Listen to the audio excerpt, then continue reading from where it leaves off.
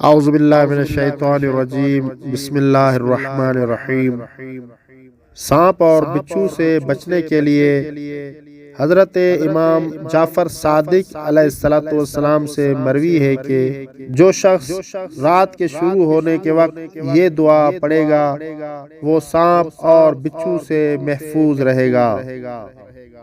بسم اللہ و باللہ و صلی اللہ علی محمد وآلہ۔ اخذت العقارب والحیات كلها بإذن اللہ تبارک و تعالی بأفواهها وأذنابها وأسماعها وأبصارها وقواها عني وعمن أحببت إلى زحوة النهار إن شاء الله تعالى۔ اسی طرح روایات میں بچھو سے بچنے کا ایک اور تعویذ بھی بیان کیا گیا ہے۔ روایت میں ہے کہ جب حضرت نوح علیہ السلام کشتی میں سوار ہوئے تو آپ نے بچھو کو کشتی میں سوار ہونے سے روک دیا۔